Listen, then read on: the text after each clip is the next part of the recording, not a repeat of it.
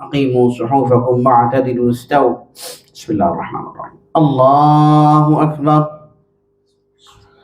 سبحانك اللهم وبحمدك سبحانك وتعالى لا إله إلا أنت. الحمد لله رب العالمين الرحمن الرحيم مالك يوم الدين إياك نعبد وإياك نستعين اهدنا الصراط المستقيم صراط الذين أنعمت عليهم غير المغضوب عليهم ولا الضالين آمين. بسم الله الرحمن الرحيم. حميم عين سين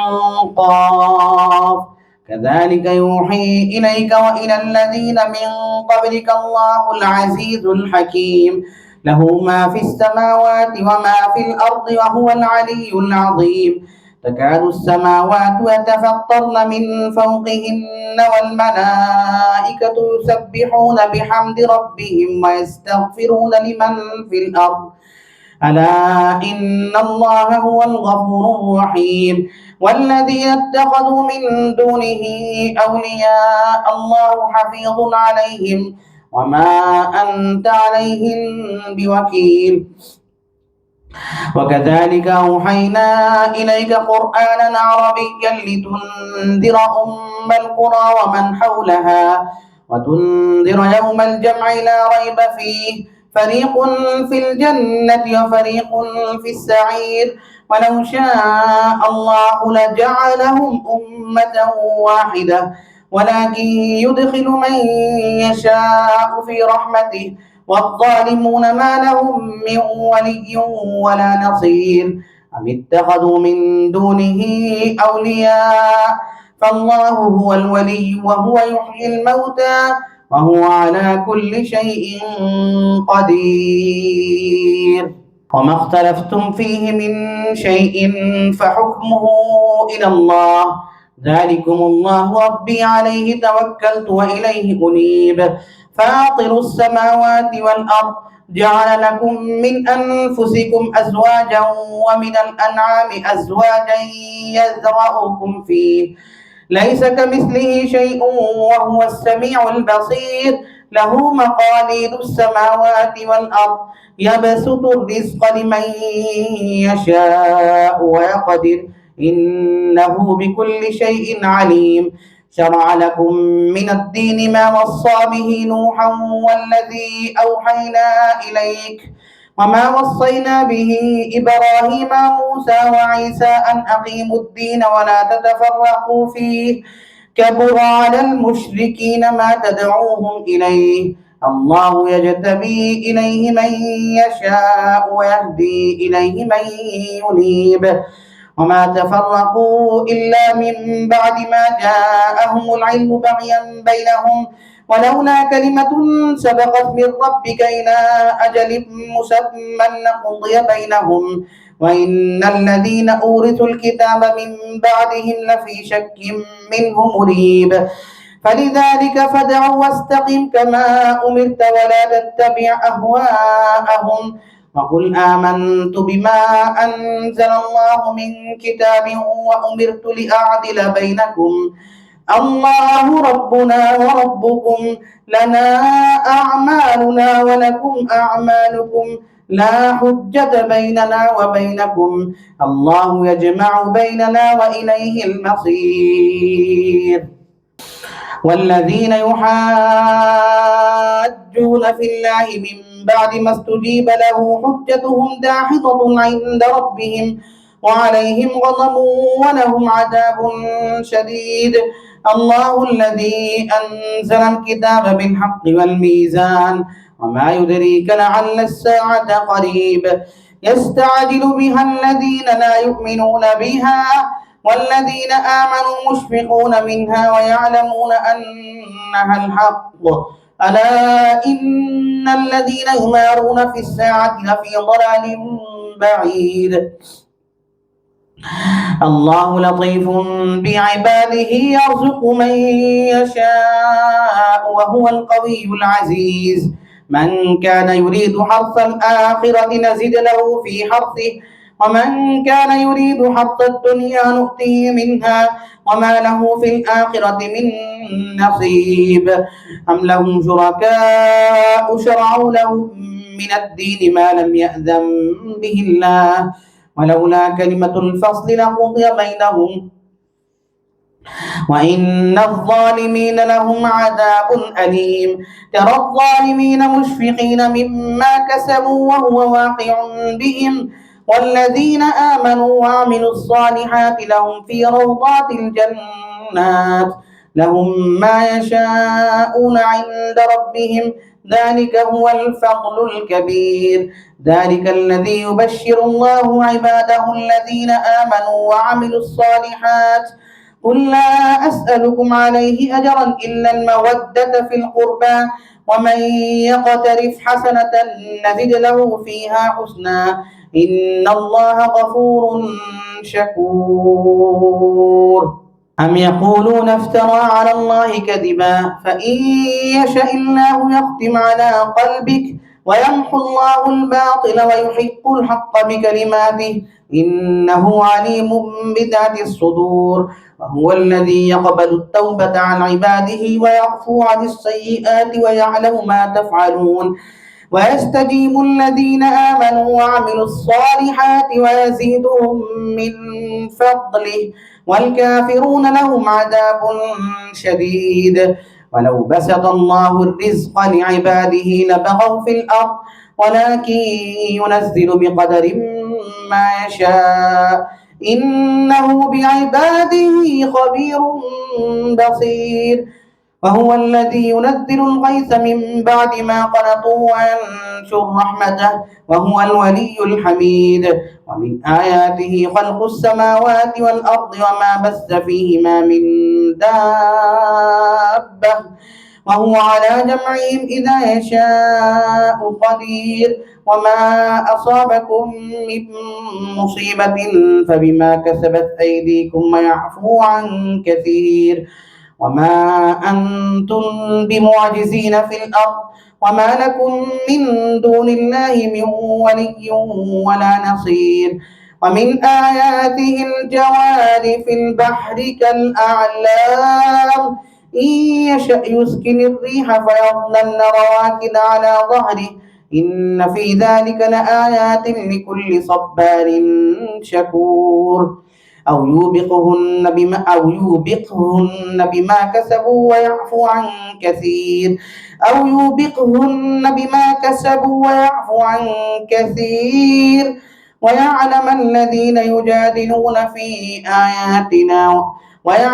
ويعلم الذين يجادلون في آياتنا ما لهم من محيص فما أوتيتم من شيء فمتاع الحياة الدنيا وما عند الله خير وأبقى للذين آمنوا وعلى ربهم يتوكلون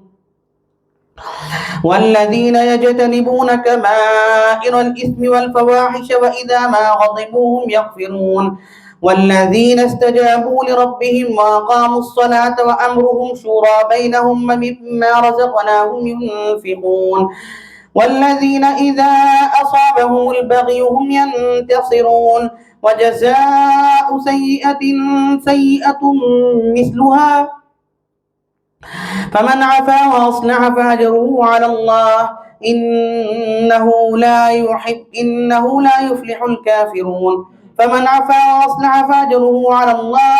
إنه لا يحب الظالمين ولمن انتصر بعد ظلمه فأولئك ما عليهم من سبيل إنما السبيل على الذين يظلمون الناس ويبغون في الأرض بغير الحق أولئك لهم عذاب أليم ولمن صبر وغفر إن ذلك لمن عزم الأمور ومن يضلل الله فما له من ولي من بعده وترى الظالمين لما رأوا العذاب يقولون هل إلى مرد من سبيل وتراهم يعرضون عليها خاشعين من الذل ينظرون من طرف خفي وقال الذين آمنوا إن الخاسرين الذين خسروا أنفسهم وأهليهم يوم القيامة ألا إن الظالمين في عذاب مقيم وما كان لهم من أولياء ينصرونهم من دون الله ومن يضلل الله فما له من سبيل استجيبوا لربكم من قبل أن يأتي يوم لا مرد له من الله ما لكم من ملجأ يومئذ وما لكم من نكير فإن أعرضوا فما أرسلناك عليهم حفيظا إن عليك إلا البلاغ وإنا إذا أذقنا الإنسان منا رحمة فرح بها وإن تصبهم سيئة بما قدمت أيديهم فإن الإنسان كفور وإن تصبهم سيئة بما قدمت أيديهم إن الإنسان كفور وإن تصبهم سيئة بما قدمت أيديهم فإن الإنسان كفور لله ملك السماوات والأرض يخلق ما يشاء يهب لمن يشاء إناثا ويهب لمن يشاء الذكور أو يزوجهم ذكرانا وإناثا ويجعل من يشاء عقيما إنه عليم قدير وما كان لبشر أن يكلمه الله إلا وحيا أو من وراء حجاب أو يرسل رسولا فيوحي بإذنه ما يشاء أو يرسل رسولا فيوحي بإذنه ما يشاء إنه علي حكيم وكذلك أوحينا وما كان لبشر أن يكلمه الله إلا وحيا أو من وراء حجاب أو يرسل رسولا فيوحي بإذنه ما يشاء إنه علي حكيم وكذلك أوحينا إليك روحا من أمرنا ما كنت تدري ما الكتاب ولا الإيمان ولكن جعلناه نورا نهدي به من نشاء من عبادنا وإنك لتهدي إلى صراط مستقيم صراط الله الذي له ما في السماوات وما في الأرض ألا إلى الله تصير الأمور حميم والكتاب المبين إنا جعلناه قرآنا عربيا لعلكم تعقلون وإنه في أم الكتاب لدينا لعلي حكيم أفنضرب عنكم الذكر صفحا أن كنتم قوما مسرفين وكم أرسلنا من نبي في الأولين وما يأتيهم من نبي إلا كانوا به يستهزئون فأهلكنا أشد منهم بطشا ومضى مثل الأولين ولئن سألتهم من خلق السماوات والأرض ليقولن خلقهن العزيز العليم الذي جعل لكم الأرض مهدا وجعل لكم فيها سبلا لعلكم تهتدون والذي نزل من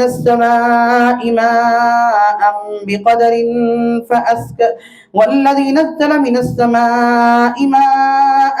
بقدر فأنشرنا به بلدة ميتا كذلك تخرجون والذي خلق الأزواج كلها وجعل لكم من الفلك والأنعام ما تركبون لتستووا على ظهوره ثم تذكروا نعمة ربكم إذا استويتم عليه وتقولوا سبحان الذي سخر لنا هذا وما كنا له مقرنين وإنا إلى ربنا لمنقلبون وجعلوا له من عباده جزءا إن الإنسان لكفور مبين أم اتخذ مما يخلق بنات وأصفاكم بالبنين وإذا بشر أحدهم بما ضرب للرحمن مثلا ظل وجهه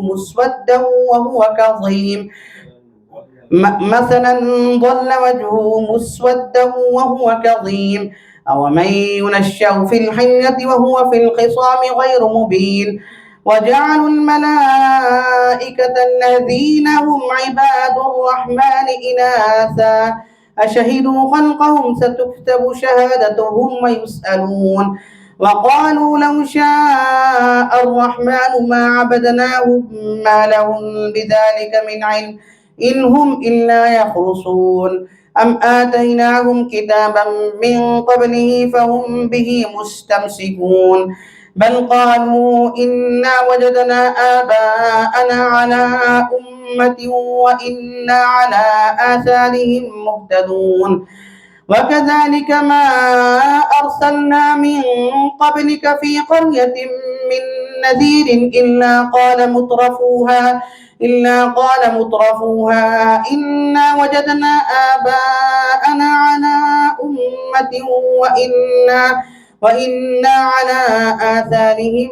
مقتدون قال أولو جئتكم بأهدى مما وجدتم عليه آباءكم قالوا إنا بما أرسلتم به كافرون فانتقمنا منهم فانظر كيف كان عاقبة المكذبين وإذ قال إبراهيم لأبيه وقومه إنني براء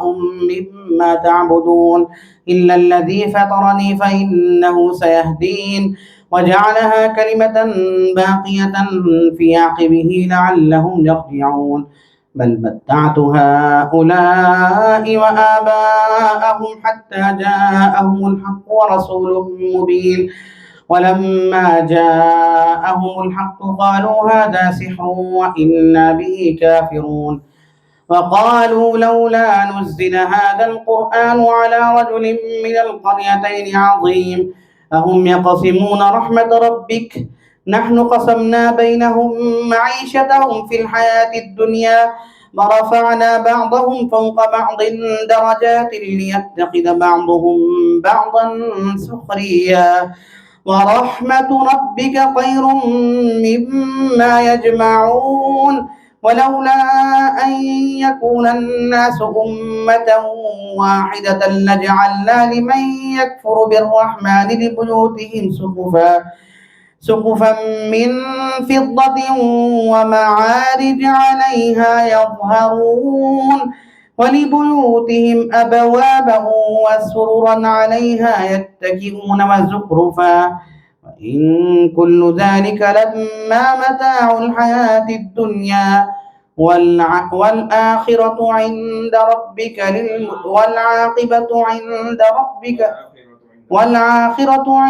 ربك للمتقين ومن يعش عن ذكر الرحمن نقيض له شيطانا فهو له قرين وإنهم ليصدونهم عن السبيل ويحسبون أنهم مهتدون حتى إذا جاءنا قال يا ليت بيني وبينك بعد المشرقين فبئس القرين ولن ينفعكم اليوم إذ ظلمتم أنكم في العذاب مشتركون أفأنت تسمع الصم أو تهدي العمي ومن كان في ضلال مبين فإما نذهبن بك فإنا منهم منتقمون أو نرينك الذي وعدناهم فإنا عليهم مقتدرون فاستمسك بالذي أوحي إليك إنك على صراط